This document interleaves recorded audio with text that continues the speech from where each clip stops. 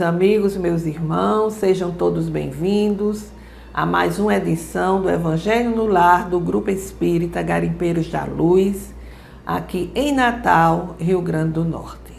É sempre com muita alegria que aqui retornamos para o nosso encontro, o encontro da família com Jesus.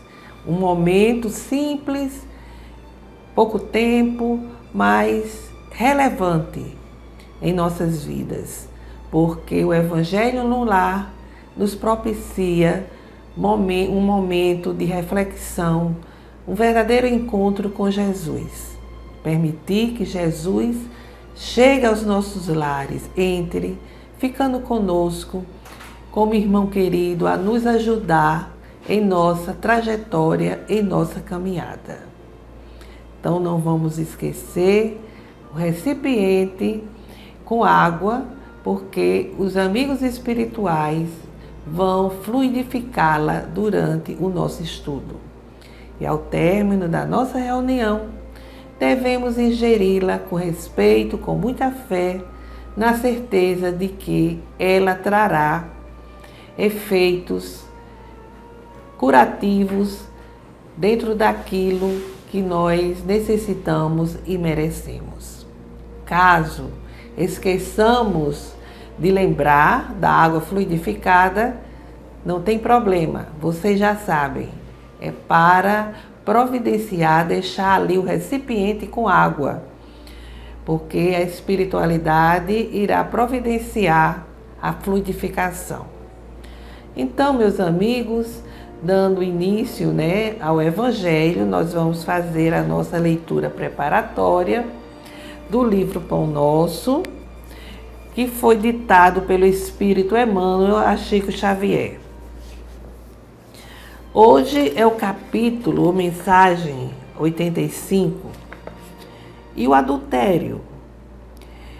E pondo-a no meio, disseram-lhe: Mestre, esta mulher foi apanhada no próprio ato, adulterando. Registro de João, capítulo 8, versículo 4. O caso da pecadora apresentada pela multidão a Jesus envolve considerações muito significativas, referentemente ao impulso do homem para ver o mal nos semelhantes, sem enxergá-lo em si mesmo. Entre as reflexões que a narrativa sugere, identificamos a do errôneo conceito de adultério unilateral. Se a infeliz for encontrada em pleno delito, onde se recolher o adúltero, que não foi trazido a julgamento pelo cuidado popular? Será ela a única responsável? Se existir uma chaga no organismo coletivo, requisitando intervenção a fim de ser extirpada, em que furna se ocultava aquele que ajudava a fazê-la? A atitude do mestre naquela hora caracterizou-se por infinita sabedoria e inexcedível amor.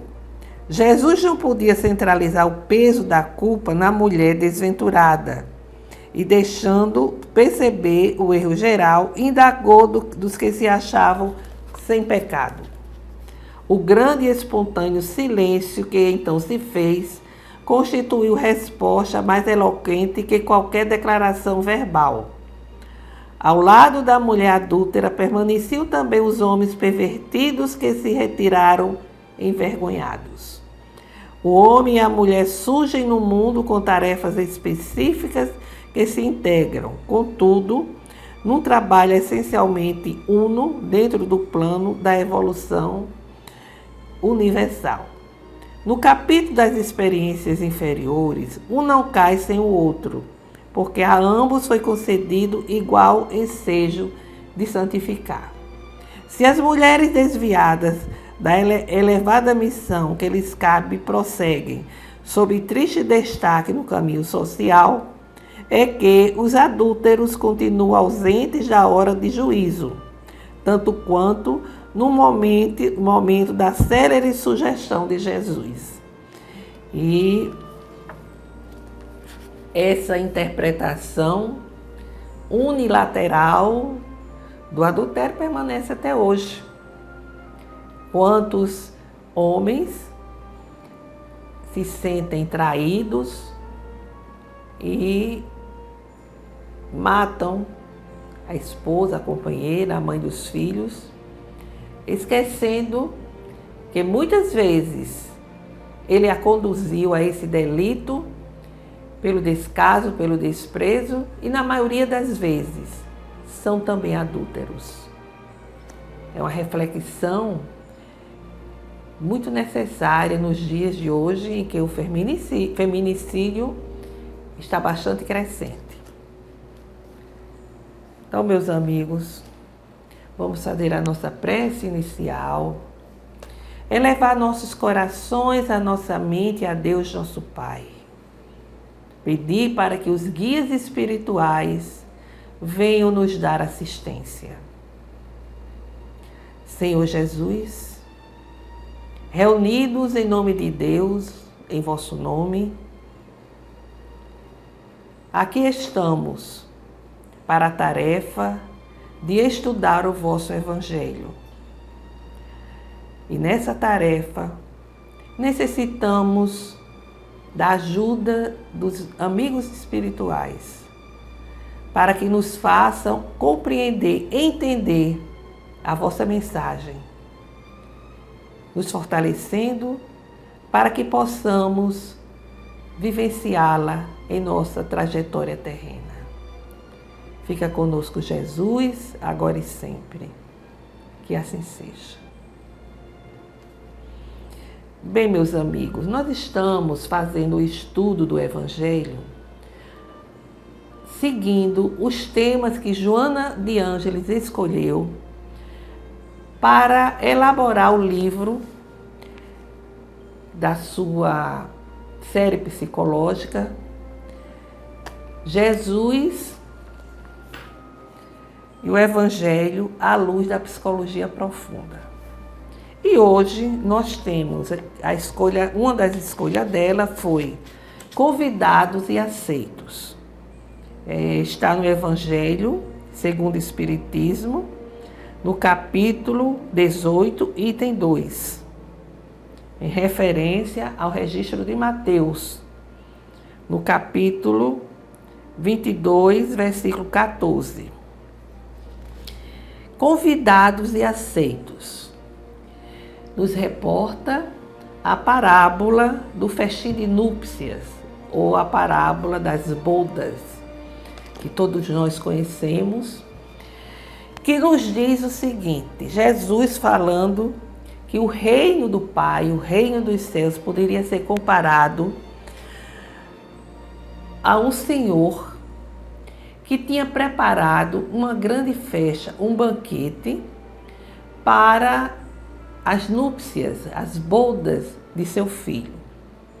Preparou tudo do bom e do melhor e mandou convite que os seus servos fossem convidar aqueles que ele havia selecionado, que ele havia indicado. Mas alguns desses convidados não deram importância. Disseram que não podia ir, porque iam para o trabalho. Outros disseram que ia para sua casa de campo. Enfim, foram dando suas desculpas, dizendo que não iriam a esse festim, a essas bodas. E os emissários voltam, e quando dizem ao seu senhor, ele fica logicamente indignado, mas manda que eles voltem. Eles voltam fazendo novos convites e simplesmente não são ouvidos. Uns são até atacados, recebem violência e são até mortos. E o Senhor fica indignado com aquilo, né? E manda que todos sejam, portanto, mortos. Essa é uma parábola que nós vamos encontrar e que nos conduz a grandes reflexões, né? Porque quando a gente vem para o Evangelho segundo o Espiritismo, a gente vê que o Senhor, indignado, depois que manda que todos sejam eliminados, então ele ordena aos servidores para que eles voltem para convidar a todos que forem encontrando nas encruzilhadas, aqueles que forem exatamente, que estiverem nas ruas, todos que forem encontrando, bons ou maus. E a sala ficou cheia de pessoas, né? Quando ele chega, que ele entra, ele tem uma surpresa. Por quê? Porque encontra um homem sentado que não estava com a veste nupcial e ele pergunta, né? Então o rei pergunta que onde estava a veste, como é que ele chegou ali. Meu amigo, como entraste aqui sem ter a roupa nupcial? E o homem permaneceu mudo. Aí ele diz aos seus servos: atai-lhe as mãos e os pés e lançai-o nas trevas exteriores, onde haverá pranto e ranger de dentes, porque há muitos chamados e poucos são escolhidos. Como é que a gente pode interpretar essa parábola? Nessa parábola, logicamente, o rei é Deus. O festim simboliza o reino dos céus, cujo advento coube a Jesus anunciar, preparar pela pregação do seu evangelho. Quem foram os primeiros convidados? Foram os hebreus. Os hebreus foram os primeiros convidados, porque foram os primeiros a adotar o monoteísmo e receberam muitos emissários que falavam da vinda do Messias, que falavam exatamente dos valores espirituais, aconselhavam que ele se arrependesse dos erros, porque só assim poderiam ser conduzidos de forma, eles deveriam viver de forma condizente com as leis divinas, né? E só assim eles iriam ingressar no reino do Pai, no reino de Deus. Mas essas palavras não foram ouvidas, não teve receptividade. E assim como na parábola, Deus termina enviando o próprio Jesus para recordar e aperfeiçoar as leis, cujas observâncias levaria a conhecer o estado de alegria e gozo espiritual, que é exatamente o que constitui o reino dos céus. Mas eles não estavam querendo isso, eles estavam querendo as glórias materiais. Eles queriam ter o poder material, esperavam o Messias para que o Messias comandasse o seu exército para tomar o poder dos romanos e entregar a eles. Então eles fizeram ouvido de mercador, como se diz, né? Com as palavras de Jesus, apesar de todo o ensinamento, apesar de todas as ações que Jesus fez, mostrando que ele era o Messias. Mas repeliram a mensagem e o conduziram à cruz, onde ele foi imolado, executado, onde ele morreu.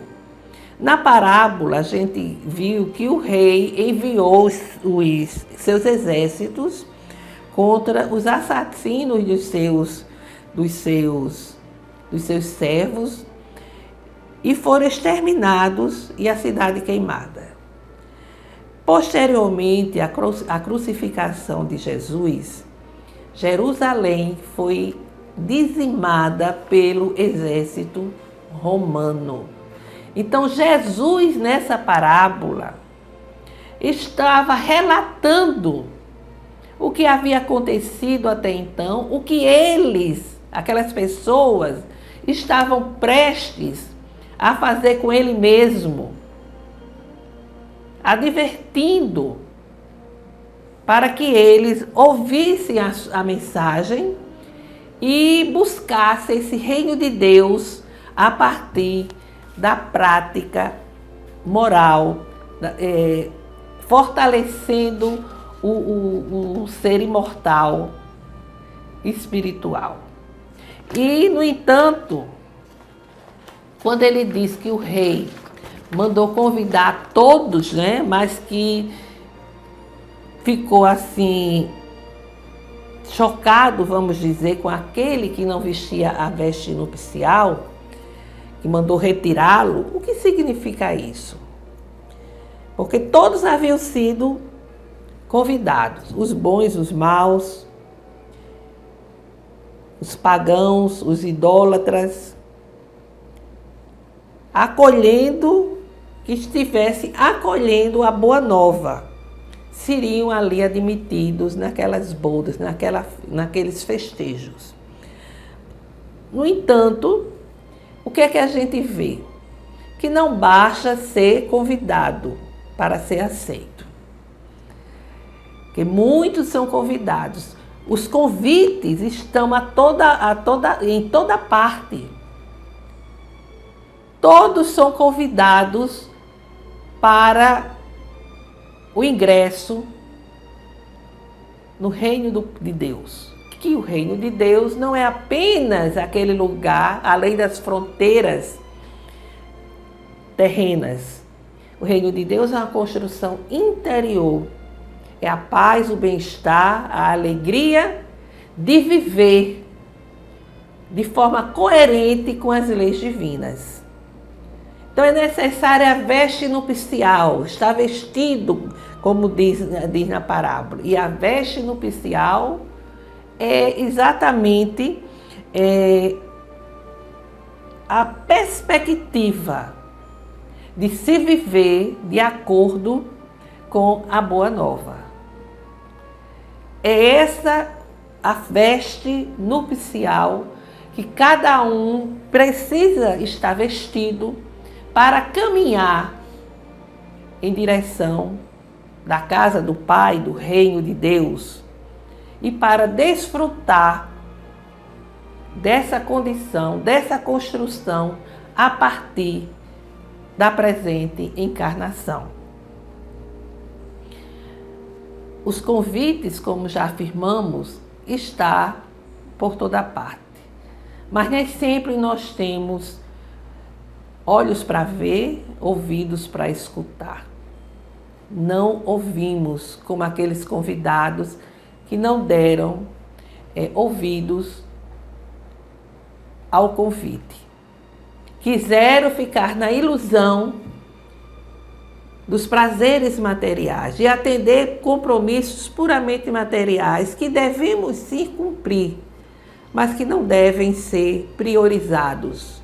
Devemos ter responsabilidade, mas priorizar o nosso crescimento espiritual. Joana de Ângeles, ela nos diz: há convites, por toda parte, como a gente já disse, nos convidando aos significados existenciais que vão nos preencher de harmonia, direcionando os nossos passos para rumos melhores, aqueles que não frustram nem levam a desesperos dispensáveis.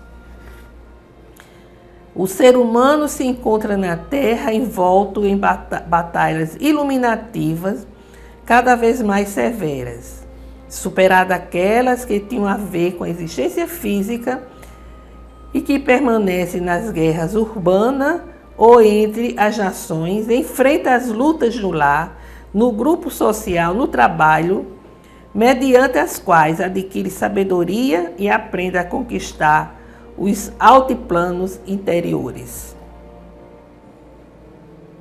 À medida que se robustece emocionalmente, mais desafiadores se tornam os combates, porque se transferem para o campo íntimo, onde permanece as heranças do processo de evolução já conquistada.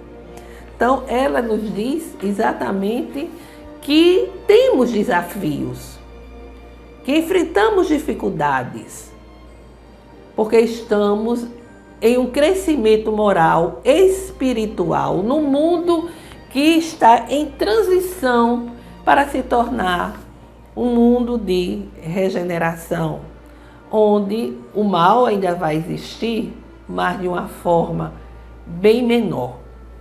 Então, meus amigos, será que nós estamos trabalhando para sermos aceitos no reino de Deus? Queremos, logicamente, ser convidados, receber esse convite, querer ser um escolhido, mas será que estamos fazendo a nossa parte? Ou estamos nos iludindo com as falsas promessas que ficam por aí? Que são muitas. O esforço para entrar na casa do Pai, para chegar no reino de Deus, é um esforço grande. Porque temos que enfrentar nós mesmos. Temos que ter consciência das nossas imperfeições. E não é fácil aceitar. Muito mais difícil é enfrentá-las, trabalhar para que elas sejam eliminadas. O egoísmo, que se encontra tão forte, gerando o orgulho, a vaidade, a arrogância, a prepotência, a ganância, os valores morais deixados de lado, porque queremos o aqui e agora. E o aqui e agora, na nossa cabeça, é a posse material. A posse material que nos dá aquele prazer passageiro momentâneo e que fica em nós o vazio existencial, que não é preenchido, porque continuamos enfermiços da alma. Lutar para vencer a si mesmo. Lutar para eliminar tudo aquilo que nos deixa na retaguarda do crescimento espiritual. Às vezes, queremos disfarçar, viver na aparência, aparentando que realmente nós não temos dentro de nós, querendo enganar os outros, quando na verdade enganamos a nós mesmos. Então, a parábola das bodas, ou do festim das bodas, é o convite que Jesus nos faz, a advertência que Ele nos deixou, para que possamos não ser como os judeus, que naquela época estavam diante do Mestre. Imagine só, recebendo dele as orientações, o seu próprio testemunho. E, no entanto, queriam as glórias materiais. Queriam o poder, a riqueza dos romanos. Talvez para fazer até ações mais cruéis do que as que eram feitas. E eles desperdiçaram essa oportunidade. E quando Jesus diz nas parábolas que esses que não tiverem com a veste nupcial serão jogados fora, onde haveria choro e ranger de dentes, significa que enquanto nós não vestirmos essa veste, enquanto não estivermos lutando, imbuídos, para vivermos conforme a Boa Nova, de forma compatível com as leis divinas, nós estaremos sujeitos, submetidos à roda das encarnações dolorosas, onde as provações, as expiações se fazem presentes, até que nos libertemos pelo amor, pela vivência do bem, de conformidade com a grande lei universal, que é a lei do amor. Então fica essa reflexão singela, para que a gente possa se analisar. Quantas vezes em uma análise a gente percebe que está ainda muito aquém, moralmente falando, porque ainda trazemos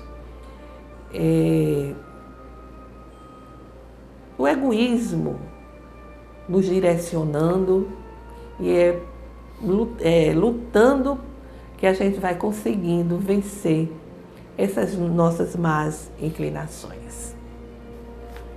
Então, meus amigos, agora vamos fazer as nossas rogativas.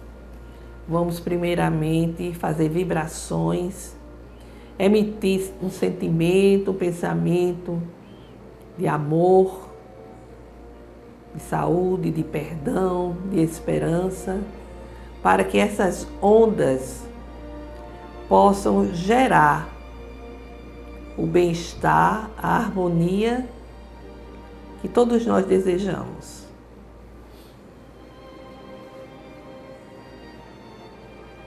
Senhor Deus, aqui estamos mais uma vez a rogar pela paz mundial, pelo entendimento entre os governantes em nosso país, para que os dirigentes tenham como prioridade a justiça social, pelo fortalecimento da doutrina espírita, para que continue agindo com coerência com a codificação e o Evangelho do Cristo. Rogamos ao Senhor pela concordância e pelo perdão junto daqueles que nos sintonizam conosco, pela cura dos enfermos, onde estão familiares, parentes, amigos, enfim, por todos os enfermos. Muitos a atravessar doenças incuráveis na presente encarnação, a fim de que não falte a fé e a esperança. Por todas as famílias, para que o Evangelho do Cristo chegue aos lares, levando luz e harmonia aos corações. Façamos agora um breve silêncio, para que cada um possa apresentar as suas rogativas.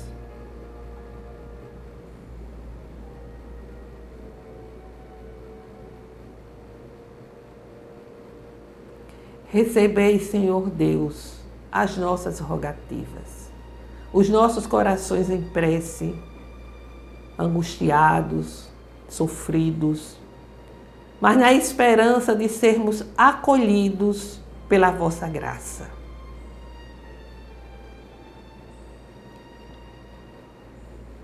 Nosso Pai que estás em toda parte, glorificado e santificado seja o vosso nome no louvor de todas as criaturas. Venha a nós o vosso reino de amor e sabedoria. Seja feita a vossa vontade aqui na terra e em todos os ciclos espirituais. O pão nosso do corpo e do espírito dai-nos hoje. Perdoai, Senhor, as nossas dívidas, ensinando-nos a perdoar os nossos devedores com esquecimento de todo o mal. Não nos deixe cair nas tentações das próprias inferioridades. Livra-nos, Senhor, de toda maldade, para que reine a paz no entendimento e o amor na caridade, hoje, amanhã e sempre. Que assim seja. Com esta prece, encerramos o Evangelho de hoje, desejando a todos uma semana de saúde, paz e harmonia. Até breve.